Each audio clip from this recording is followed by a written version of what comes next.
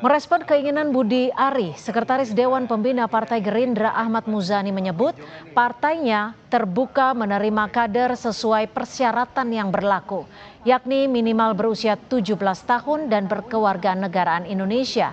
Meski belum dibicarakan dengan Presiden Prabowo, Muzani menilai Budi Ari masuk kriteria kader Gerindra. Pada prinsipnya Partai Gerindra itu partai terbuka, partai yang menerima keanggotaan dari mana saja, yang penting dua. Satu, sudah berumur 17 tahun ke atas atau sudah menikah. Yang kedua, di warga negara Indonesia. Memenuhi dua syarat itu saya kira kami bisa menerima siapa saja, dari mana saja, apalagi seorang Budi Ari yang saya kira kita semua sudah tahu semua. Tapi udah ada pertemuan Pak? Saya belum ketemu beliau. Kalau sama Presiden apakah udah dibicarakan Pak? Belum, saya belum ketemu Presiden sejak ada berita ini.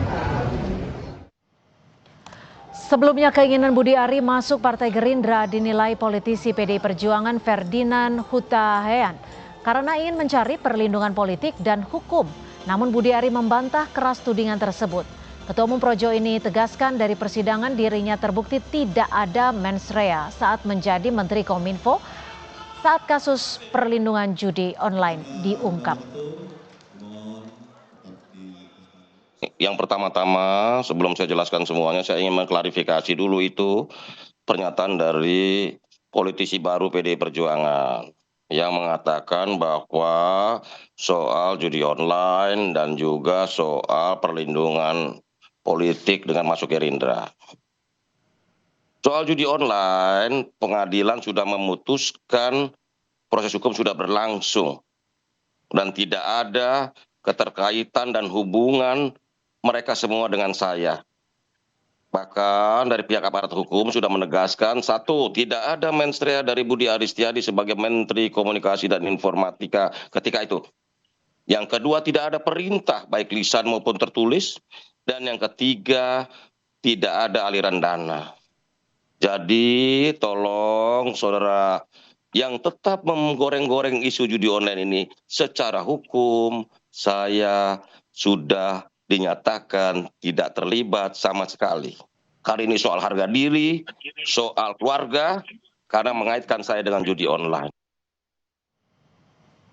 Keinginan Budi Ari masuk Partai Gerindra didukung oleh Wapres sekaligus putra sulung Joko Widodo, Gibran Rakabuming.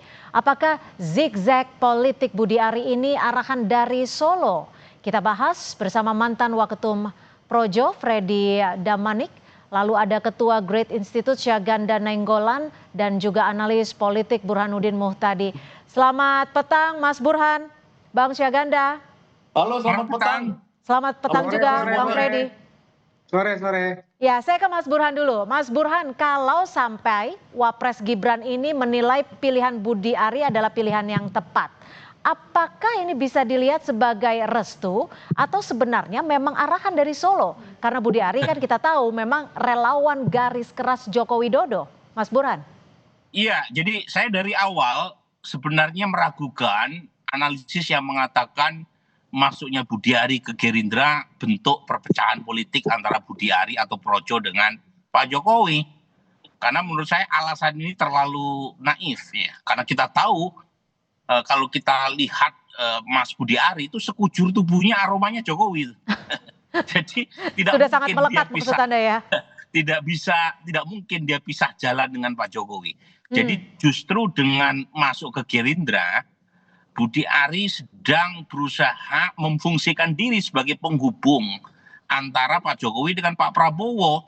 Apalagi sebelumnya Pak Jokowi menasehati relawan politiknya agar mendukung paket Prabowo Gibran di 2029. Jadi ini bentuk strategi politik dalam kerangka ya meletakkan telur dalam banyak keranjang, bukan hanya di PSI, tapi juga di Gerindra yang notabene adalah kendaraan politik dari Prabowo Subianto.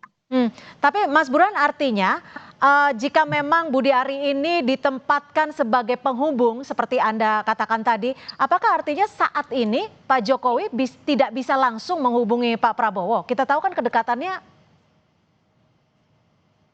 Halo? Iya, Mas Burhan? Ya, tentu saja Pak Jokowi punya akses langsung Mhm. kepada Pak Prabowo, tetapi fungsi sebagai jembatan dengan Pak Prabowo melalui Budi Ari jika masuk ke Gerindra, itu kan artinya kira-kira Pak Jokowi jangan dianggap sebagai ancaman. Karena kan begini, kita tahu bahwa dengan posisi Mas Gibran sebagai wapres Pak Prabowo, Mhm. tentu posisi Mas Gibran masih bisa maju sebagai capres 2029. Mhm. Artinya itu bisa menjadi ancaman buat Pak Prabowo. Nah, perlu ada penghubung yang kira-kira langsung masuk ke dapur rumah Oke. tangga politik Pak Prabowo, yaitu Gerindra. Oke, baik. Meskipun secara elektoral sebenarnya itu efeknya atau fungsi elektoralnya nggak banyak ya. Karena Oke. kita tahu yang punya efek elektoral kan Pak Jokowinya, bukan Mas Budi Arinya. Iya, Jadi iya. ini sebenarnya strategi politik yang dilakukan dalam kerangka mencoba untuk meminimalisir gesekan antara Oke. Solo dengan Hambalang. Baik, Bang Freddy, dari segi kekuatan politiknya nih, Anda sepakat tidak bahwa apa yang disampaikan Mas Burhan itu betul adanya? Apakah memang betul adanya Budi Ari untuk masuk ke Gerindra, rencananya masuk ke Gerindra, memang untuk tahu dapurnya dari Gerindra ini sendiri?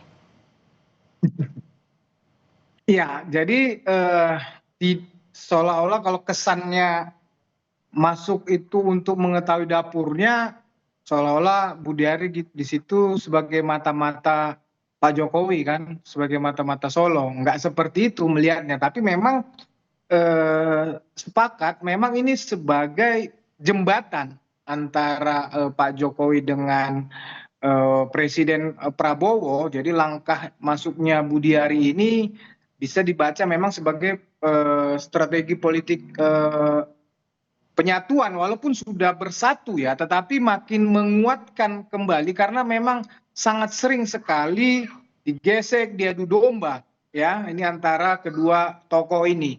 Jadi upaya menghindari polarisasi, mengkonsolidasikan energi nasional agar tidak terkoyak ini Hmm. oleh apa ya, fanatisme politik Tapi tentunya. tunggu deh Jadi Bang Freddy, kenapa perlu jembatan ketika memang Pak Jokowi dan Pak Prabowo bisa saling berhubungan secara langsung?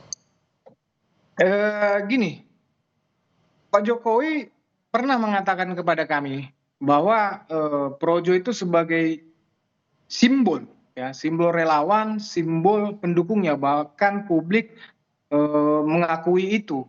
Jadi makanya kami projo bersama relawan lain tentunya sering sekali bukan mewakili ya, tetapi memang kami diminta oleh Pak Jokowi memang untuk menjawab narasi-narasi ya, khususnya adu domba isu-isu yang menyudutkan Pak Jokowi. Jadi kami lihat apa namanya, upaya Budi Ari ini salah satunya memang tujuannya memang untuk itu ya, Oke, untuk artinya meminimalisir adu Projo domba mau ini terus. masuk ke Gerindra diminta oleh Pak Jokowi juga, Bang Freddy? Projo, Pak Jokowi tidak pernah meminta Projo secara organisasi bergabung atau masuk kepada Gerindra ya, tetapi Pak Jokowi sering sekali berulang kali mengatakan ketika kami diskusi dengan beliau, ketika kami minta arahan dengan beliau, sering sekali ya tanya kepada presiden, tanya kepada Pak Prabowo, mohon arahan ke sana. Nah, sering sekali mengatakan seperti itu kepada kami, kepada Mhm. Budi Ari. Jadi secara langsung memang tidak pernah mengatakan silakan Projo masuk Gerindra, tidak seperti itu. Tidak ada, Pak Jokowi saya rasa tidak pernah melakukan arahan-arahan yang seperti itu. Sebagaimana misalnya banyak pertanyaan kenapa tidak ke PSI kan begitu. Ya. Tidak pernah juga, Pak Jokowi tidak pernah mengajak, melarang-larang relawannya Projo untuk masuk ke partai manapun. Tetapi kalau Pak Jokowi diajak berdiskusi ya tentang hal-hal tentang politik seperti itu, beliau selalu mau diajak berdiskusi. Dan untuk Presiden Prabowo, beliau selalu mengatakan silahkan ya Oke, berdiskusi, mohon arahan kepada presiden, termasuk terhadap kongres kami ini ketika oke. kami mengajak berdiskusi dengan Pak Jokowi. Oke, Bang Syaganda, kita tahu kan Pak Prabowo ketika dalam acara PSI beberapa waktu lalu eh, sempat mengatakan, Pak Budi Ari, kamu PSI atau Gerindra? Dan menurut Budi Ari ini adalah ajakan secara langsung di sebuah forum. Apakah betul ini sebagai bentuk ajakan Pak Prabowo secara langsung di publik kepada Pak Budi Ari untuk masuk ke Gerindra? Tapi nanti dijawabnya usai jeda, tetap bersama kami di Kompas Petang.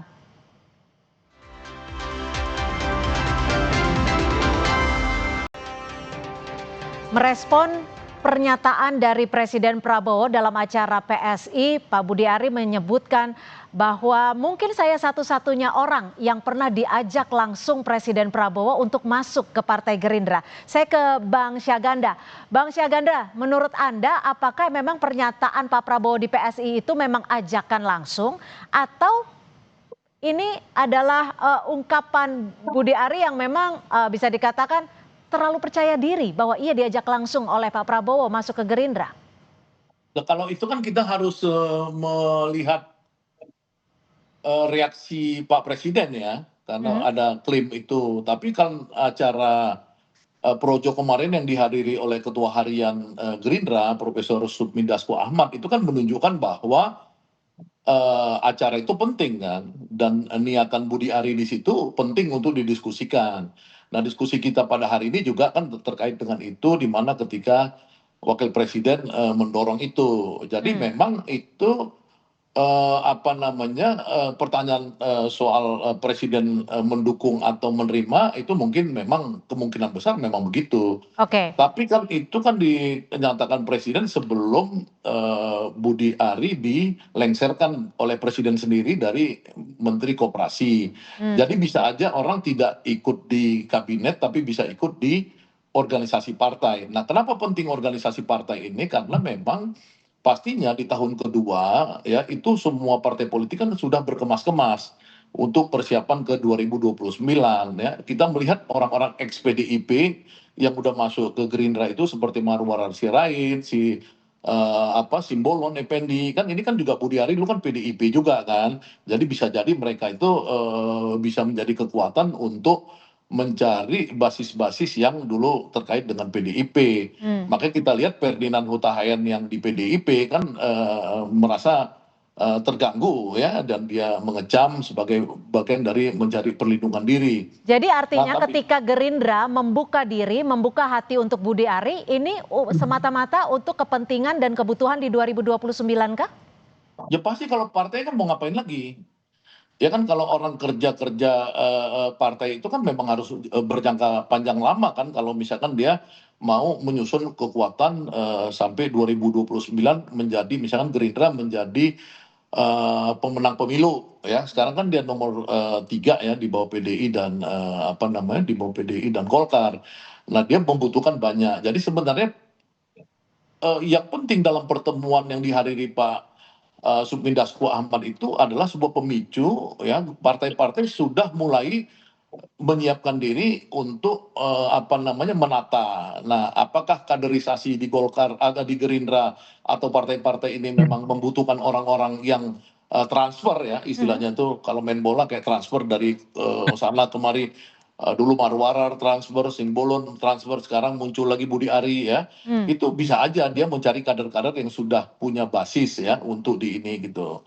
Nah, Oke. persoalan pokoknya kan apakah negatif atau positif itu kan memang seperti Ferdinand tadi, kemudian Said Didu di X-nya itu mengatakan kemungkinan ya dikaitkan dengan persepsi ini dua judul, dia bilang ini bertemu gitu ya. Nah, ini kan sebenarnya harus dibantah oleh tadi Budi Ari ya. Walaupun Budi Ari kan itu kan menyatakan dari sisi hukum, dari sisi politik kan persepsi beda. Nah, Oke. kemudian Pak Sufmi Dasko Ahmad yang itu juga harus merespon bahwa ini memang catatan penting untuk pembangunan demokrasi ke depan. Jadi Ya, artinya karena kan juga bukan projo ya yang butuh sokongan politik dan hukum dari pihak yang berkuasa saat ini? ya bukan hanya projo, dan ini kita konteksnya ini bisa konteks projo, bisa konteks Gerindranya. Jadi Gerindra ini ketika dihadiri oleh Sufmi Dasko Ahmad itu kan artinya kan peristiwa kemarin itu penting, Kongres ketiga Projo itu buat Gerindra. Ya kan? Nah, tapi kan Oke. timbul pujian dan kecaman. Nah, pujian dan kecaman ini yang menurut saya ya harus direspon oleh Gerindra yang agar jangan menjadi sentimen yang merusak ke Gerindra ke depan. Oke. Ya, tapi saya melihat Dasko sebagai apa namanya sebagai pawang demokrasi ya di Gerindra itu, ya mudah-mudahan dia bisa menjernihkan ke masyarakat bahwa ini adalah bagian dari upaya-upaya demokratisasi politik di Indonesia di mana partai yang menjadi simbol kekuatan Prabowo, karena Prabowo ini diasumsikan ke depannya akan berbasis pada militer. Baik. Ya, oleh karenanya ini penting untuk menyeimbangkan opini itu bahwa bukan militer menjadi tangan kanan utama Prabowo, tapi partai Gerindra itu seperti di Vietnam, di Cina, PKC, semua partai-partai politik yang menjadi sandaran utama. Oke, Mas Burhan, apakah ini artinya ketika Projo gabung dengan Gerindra, Budi Ari masuk ke Partai Gerindra, ini Partai Gerindra yang lebih diuntungkan? Dan apakah ini artinya juga bahwa era Jokowi sudah berakhir dan ataupun menjadi satu poros antara Jokowi dan juga Pak Prabowo? Ya, begini kan, sebenarnya kan yang menjadi kekuatan utamanya dari Projo, terutama pada masa 2014, 2019, atau pada masa Pak Jokowi menjadi presiden adalah Pak Jokowinya kan, bukan Mas Budi Arinya atau Projonya sendiri, tanpa mengurangi rasa hormat ya. Karena bagaimanapun yang punya magnet elektoral kan siapa tokoh yang diikuti. Nah, jadi saya melihat tadi seperti Bung Freddy sampaikan, Projo ini representasi simbolik dari kekuatan Pak Jokowi. Nah, ketika Projo atau lebih khusus lagi adalah Mas Budi Ari masuk Gerindra. Kalau Projo kan belum ya. Kalau Budi Ari masuk Gerindra, itu kan secara simbolik kira-kira salah satu kekuatan Pak Jokowi itu bergabung dengan kekuatan politik Pak Prabowo, yaitu Gerindra. Nah, kalau misalnya kemudian Pak Jokowi suatu saat masuk ke PSI dan indikasi ke sana itu ada, terakhir Pak Jokowi pakai topi dengan inisial J, sementara kita tahu berkali-kali PSI mengatakan yang bakal menjadi ketua Dewan Pembina adalah inisial J. Jadi kalau misalnya suatu saat Pak Jokowi masuk ke PSI, Pak Jokowi bisa mengatakan tidak seluruh kekuatan diri saya itu diintegrasikan ke dalam satu partai bernama PSI, tapi juga dihibahkan, diwakafkan ke Gerindra. Jadi kira-kira di sini bacaan saya adalah Mas Budi Ari itu menjadi semacam simbol bahwa Pak Jokowi ini bukan hanya ke PSI loh, tapi juga ke Gerindra. Sehingga pesan yang ingin disampaikan adalah jangan anggap PSI sebagai ancaman, karena ada kekuatan lain dari saya yang ada di Gerindra. Kira-kira itu kalau bacaan saya secara politiknya. Bang Freddy, terakhir singkat saja. Ini kan kalau dalam politik kita bisa mengenal soal loyalitas atau kesetiaan terhadap ide atau loyalitas kesetiaan terhadap figur. Kalau memang nanti logonya sudah diganti, bukan logo siluet wajah Pak Jokowi lagi, apakah ini loyalitas kepada Jokowi sudah berakhir?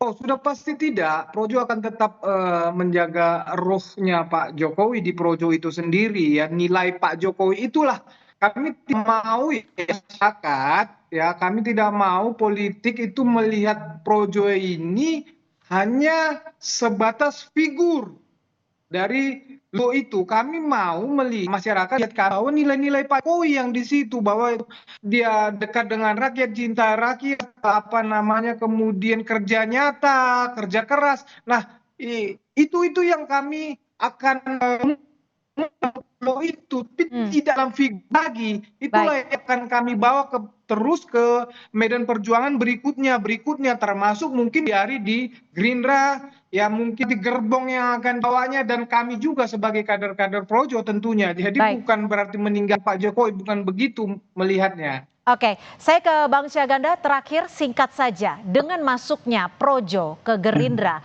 menurut Anda apakah Gerindra diuntungkan? Kalau menurut saya kalau Purbaya yang diajak masuk untung, kalau Budi Ari ya rugi lah. Untuk apa kan gitu? Karena kan orang kalau udah dipecat dari Menteri Koperasi secara kurang hormat begitu, lagi rapat nggak tahu dipecatkan Prabowo, itu kan pasti negatif di masyarakat. Apalagi seperti kata Ferdinand Huta Hayan ya, dan Said Didu dan lain-lain itu masih mempersepsikan Budi Ari ini ada masalah politik, persepsi ya, bukan hukum ya soal judi online ini. Jadi Berarti menurut Pak saya Prabowo belum tentu menerima Pak Budi Ari ya, menurut Anda? ya, iya belum, saya nggak tahu karena saya bukan orang Gerindra. Tapi menurut kalau ditanya apakah merugikan, buat saya merugikan Gerindra. Bagusan Gerindra tetap sebagai ideologis Baik. yang betul-betul cinta rakyat seperti selama ini ditunjukkan Prabowo. Baik, terima kasih Bang Syahganda Nainggolan, Bang Freddy Damanik, kasih. dan juga terima kasih Mas Burhanuddin Muhtadi sudah berbagi perspektif di Kompas Petang. Selamat sore.